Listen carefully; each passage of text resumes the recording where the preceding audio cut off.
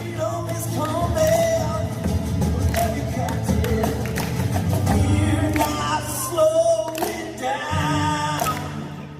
If your legs get tired, tell the devil he's a liar. Yeah. Let's go. We ride in Jesus' name. Break chains of sin and shame. Declare Jesus to the ends of the earth. I'd like to start today's video off with an ancient Chinese proverb thought to be about 4,000 years old. Bicycle touring is 2% the highest of highs, 2% the lowest of lows, and 96% making never-ending little circles with your feet. I don't know who wrote it, but for it to be that old, you know, it's got to mean something. No, actually, I saw that on a bike touring website, so I just wanted to throw it in there. I thought it was hilarious. And I cannot give proper credit to the author because I don't know who wrote it. Like, I don't have service right here. I had to go down to the bridge last night, which is about a mile to record. So anyway, good morning, Get Wrecked for Recovery crew. So it's day 10 of the Redeeming Eden Cycle Tour, RECT, Get Wrecked for Recovery. And this is the Reset Tour, a bicycle tour of the Southeast to raise awareness that there are addiction recovery options available, that you don't have to die in your addiction. There's churches, celebrate recoveries, and rescue missions all over the nation, all over the world, that just want to help you, talk to you, and love you if you find yourself battling addiction. So yeah, I'm here in state number 29, Alabama, in this lost forest with cars that keep coming by down to the river. There's a boat ramp, and so like people have been coming down there on and off last night. They didn't come over the night, but like then again this morning it picked back up. The trail has been, the Trace Parkway has been extremely busy the last 2 days, but I think it's just because it's been the weekend. Anyway, I'm about to get on the road. I think I got like 46 miles to go to the place that I'm going to camp tonight, I think. And just wanted to say, I bought this Toe Peak tank bag because it's got a little hole in the side of it that you can see right there that you can run a wire in. And I bought it. I had ordered a new USB charger for the steerer tube because this one, the Sync 5 Plug 5 Plus, just corroded, like from rain and stuff. It does not charge anymore. Like, it keeps the light on like it's gonna send battery, but you can't, anything you plug into it doesn't work. Anyway, I had ordered a new one that had cords that came out of it, and Bicycle Michaels dropped the ball on it. I'm surprised that they did. Like, even when I went, they said, oh no, we didn't get it, and like they never called me and told me it didn't come in. There was nothing that happened with it, which was really strange. That's not like them. But anyway, it's the Lord doing something. So what I did is I put one of those Go Pucks in there, and now I can charge my phone again from the bicycle. But I've been impressed with the Toe Peak bag. It has not let any water get in on my rides so far through all this rain. Anyway, with that being said, I currently have blue skies. I don't know how long that'll last. There's been different like bands coming through all morning. It hasn't really rained, but it's got like really dark and then really bright and then really dark. So again, I can't check the weather because I don't have enough service here. Anyway, I'm going to get on the road and you'll see more of that right about now.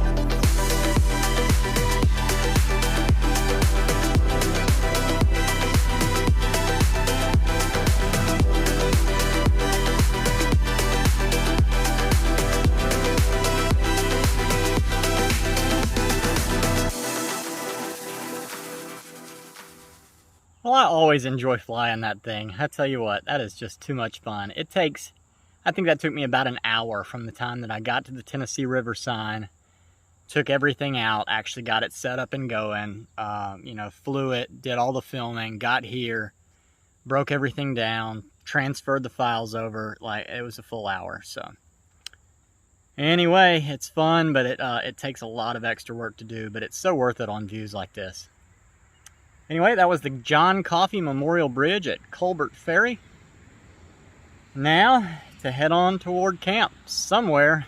A police officer went real slow by me at the top of the bridge, and I was just standing there, positioning the drone. And then he turned around in this park, and then he came back, and he went real kind of slow back past me again. I just waved. I thought uh-oh, for sure I'm getting busted for flying a drone in a national park. There is not a no-fly zone here. Like in Yellowstone, there was a no-fly zone. So I'm going to think that it's okay because of the fact that this is a linear park, I think. I tried to fly it out over the water rather than over the road as much as I could. Anyway, let's go.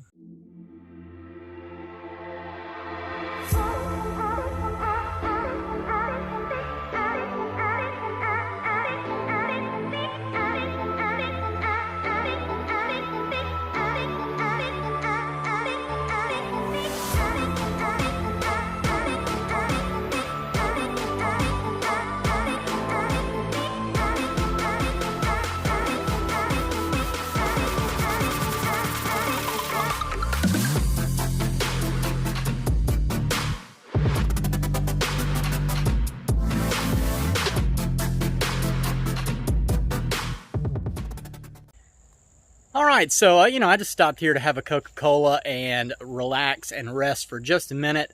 Terry at Trails and Treads told me about this place. It's the Whichapi commemorative wall, and I'll tell you a little bit more about that in a minute. But while I was sitting here, I met Bill Meyer. Hey, everybody. And so he's a pastor. He's from Jersey, and he started telling me he works with a place that's called the Colony of Mercy. You might have heard of it, America's Keswick, where I stayed on the Atlantic Coast Ride. Tell them about yourself. Well, so we are actually a kind of little church, and we receive people in what's called discipleship from Colony of Mercy, and these are folk who kind of are ready to finish their stay there. They get connected to a church, and we kind of help them get back into kind of a normal life. And one of the things that's really cool, we two of our worship leaders right now are from the Colony of Mercy, but what's really a real victory story is a guy from our church. I'm sure that he would not mind me using his name. His name is Bill Sagaris. He was sent to us by another church, stayed with us for 5 or 6 years after just a life that got wrecked by cocaine and oxy and everything like that. God cleaned him up through the Colony of Mercy.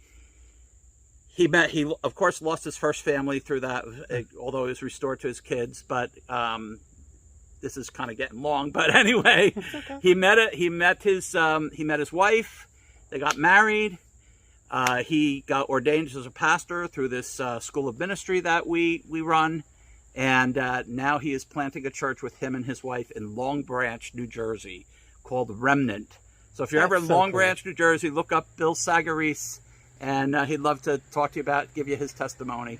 So, really great. Amazing. And I was just saying about Redeeming Eden. And I actually saw the Galatians 2:20. I thought, I bet this guy's a Christian. But then I thought, well, maybe he's just wearing, bike clothes that were made by a Christian. But so here's something that I learned a long, long time ago from a guy by the name of Keith Green. Always talk to strangers. That's right. Yep. Yeah. So always talk to strangers. You never know how God is going to connect people. It's amazing. There are no coincidences, and the Redeeming Eden channel from beginning to today, it's just full of them. It's so amazing. Meeting you, Mr. Meyer, just unbelievable. Yep. So, very cool. Be safe. God bless you. Enjoy yourself. Likewise, I appreciate it. And we'll see you. We'll see you in glory if we don't meet again. Amen. Well, I am just blown away by that. We're the only people here. Terry told me, you got to go here. You got to check this place out. And he started telling me, we're from a little church up in Jersey. I'm a pastor. And I was like, okay. And then he said, got some guys that have come through a place called Colony of Mercy, and I was like, oh my gosh, I stayed there. Like, I know, Jim Lang, Susan Mahoney, Corey Warren. Like, it's crazy. It's crazy. It's crazy. You could not script this. Just can't do it. If you don't believe in Jesus, here's your sign. Anyway, so yeah, I'm going to walk through the commemorative stone wall here, and I'm going to read this little history about it and what it is. So hopefully at some point in time this will be a part of the Natchez Trace Parkway, but it's not right now. It's, not historical enough yet. I hope that it will be soon enough to where they put it as like a marker and a place that you can go. But here is the story as you look at what is all out here while it rains. All things shall pass, only the stones will remain. In northwest Alabama, there's a stone wall dedicated to my great-great-grandmother's journey, about which my book, If the Legends Fade, is written, and to all Native American women. The wall is my way of honoring my ancestors. It has become a special place to many who visit it, for reasons that relate to their own lives. After walking the length of the wall, Charlie Two Moons, a spiritual person, explained it this way. The wall does not belong to you, Brother Tom. It belongs to all people. You are just the keeper. I will tell you that it is Wachapi, which means like the stars. When they come, some will ask, why does it bend and why is it higher and wider in some places than in others? Tell them it's like your great-great-grandmother's journey and their journey through life. It is never straight. And it's just east of the Natchez Trace milepost 338, and their hours are 9 a.m. to 4 p.m. Crazy, huh? I mean, that's got to be a quarter mile. I mean, it's a long way. Long enough to where, like, I needed, like, Aaron and her had to hold up Moses's hands for the staff, arms. I was getting there. Like, even right now, my right shoulder is just, like, screaming at me. Put the phone down. So, crazy, though. Just absolutely crazy. And I don't know what's crazier.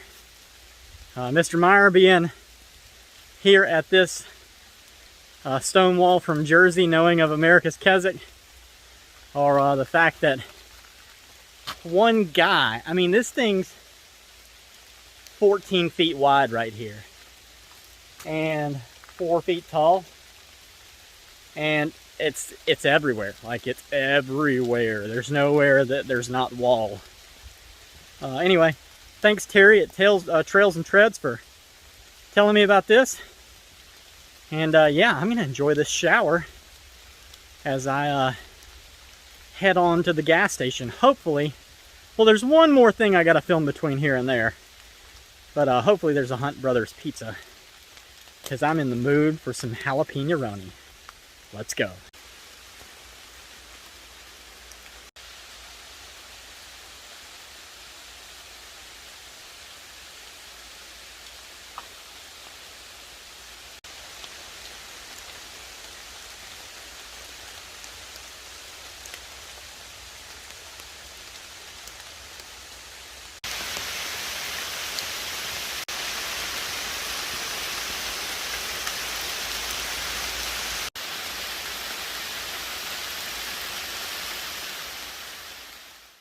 I was just riding thinking 2% highest of highs.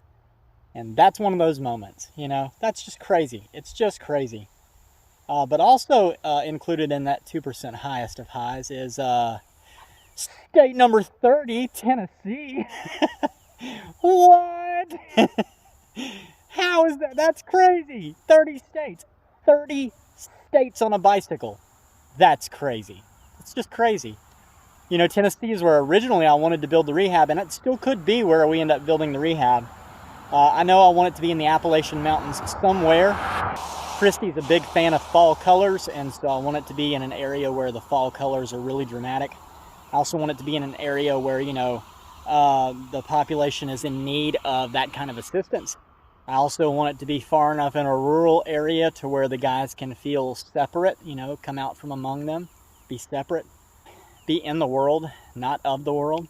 But I also need it to be close enough to somewhere like a major city with a hospital, in case there was an issue or someone had a problem there. So like it kind of narrows some things down. But Appalachian Mountains with, you know, all that checks all those boxes. Love, Virginia checks all those boxes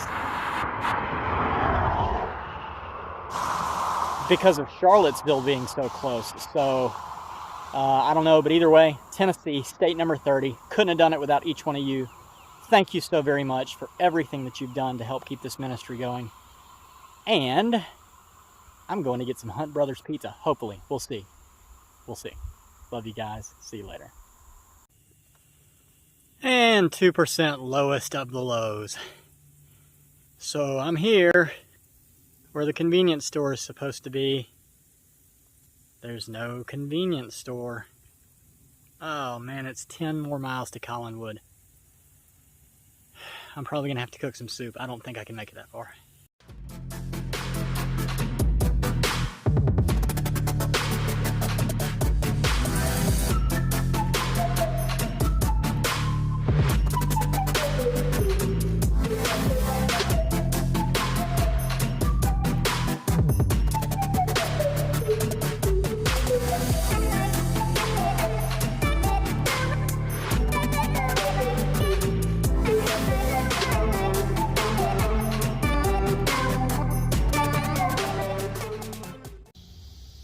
Alright, so I made it to Colinwood. It was only like 10 miles, but there was a really long hill.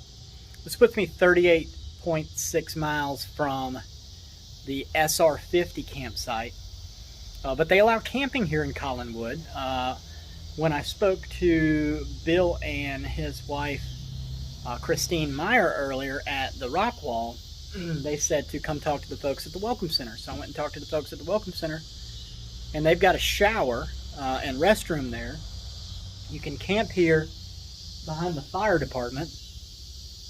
They have electrical, and it is working, which is awesome. The only bad thing is there's some kind of like pentagram thing here with KKK wrote in it. So you know what I'm going to do?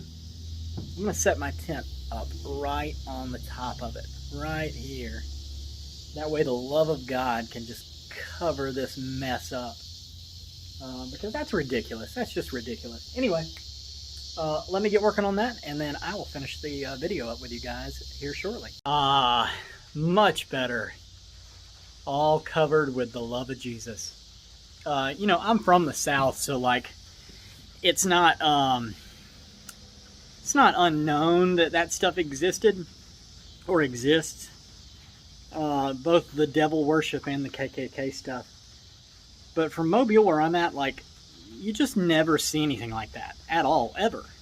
I never see it, never hear it talked about, whatever. I've seen it twice now. One back in Kosciuszko, and now here in Colinwood, Tennessee. It's just really strange. Like, it's really strange. Granted, those people are in, you know, need of the love of God also in Christ, so I can't look at it any differently as I do drugs and alcohol. But you know, drugs and alcohol, a lot of times that focuses on the person. It's a really selfish thing, whereas some of these other things focus their energy on others. Granted, drugs and alcohol always affects others. Don't get me wrong, but it's really more of a selfish thing. Anyway, with all that being said, yeah. So, you know, ran out of food, ate some hot fries, Andy Capp's fries that I had, a cookie left over from Subway. Let me just sit here and enjoy the one thing that makes me a little bit happy. This fresh, delicious, tasty, meaty, turkey-filled, cold-cut combo. I eat 3 every day to help keep me strong. Hey, Happy! Can I have one of those? Coming right up!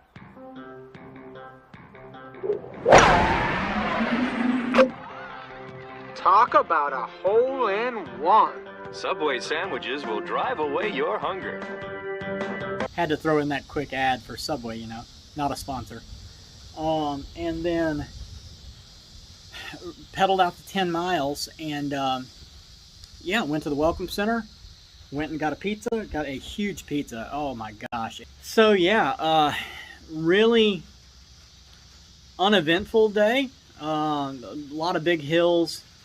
I think my biggest highlight, other than flying the drone, was I got some info on a new Jacob and Esau situation for you guys. So if you're familiar with Jacob and Esau, Jacob was the second, later born. Esau was the firstborn, but Jacob stole Esau's birthright. And I have a feeling that a theft is about to take place because your heart's about to be stolen. So Liam's my firstborn, and I know you guys love him to death, but I think you might like this a little bit better.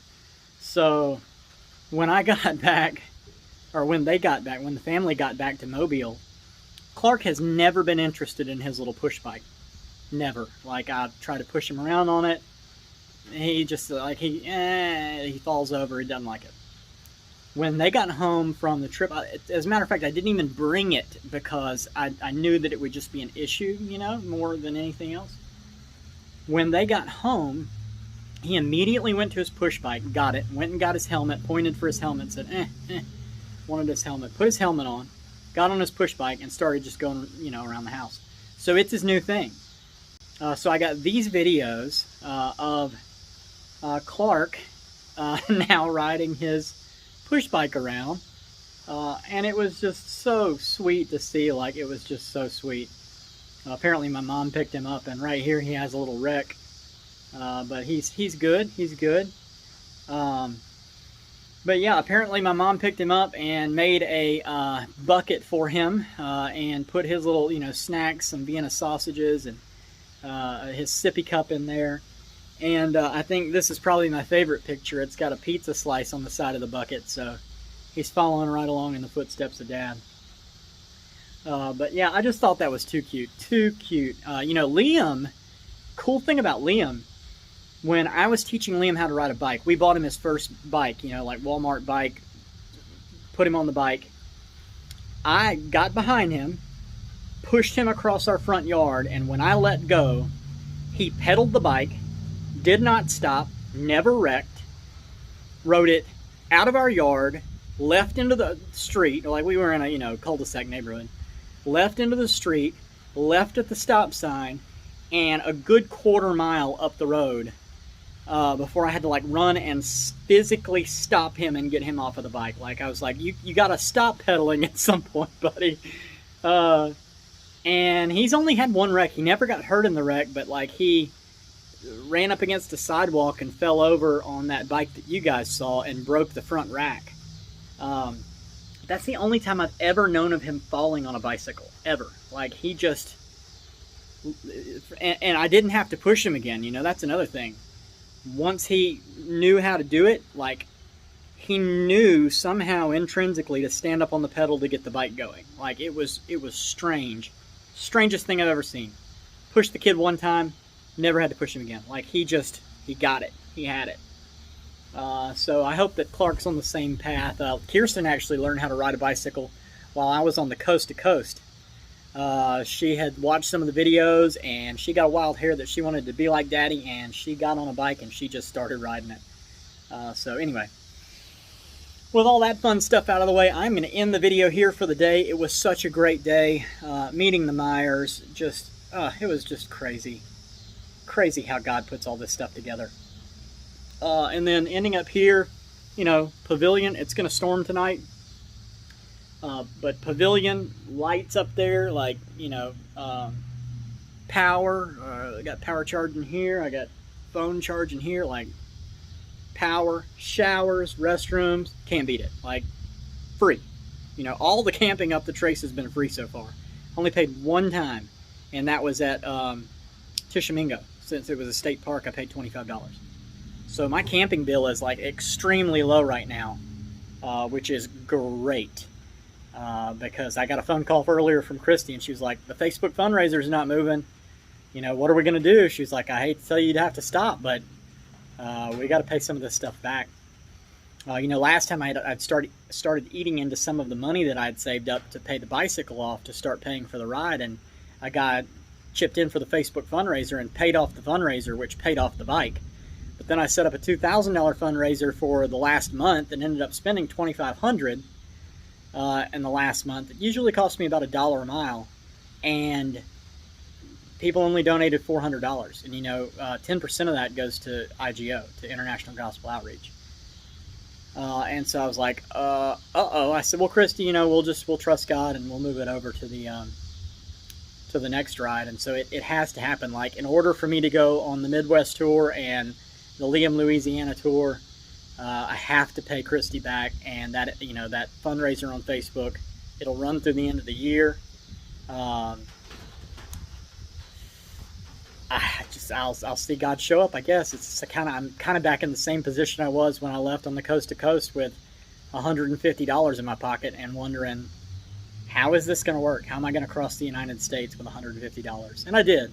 And God likes to show up at the last minute, so I'm cool with it. But my wife likes security, so she's not cool with it. Anyway, if you can donate, it would be wonderful. I appreciate you guys' help. If you can fundraise on your own and donate, then that would be wonderful too. However you want to do it, share these videos. Let's help keep this thing going. It's been amazing. You know, coincidences like today just show me that I'm on the right path, that we're on the right path together. So anyway, if you know anybody who's passed away from addiction in any form or fashion, please drop their name in the comments or find me through the POPL link in the description, and I would love to ride for your person and celebrate their life with you for a day. That POPL link has all of the ways that you can find Redeeming Eden.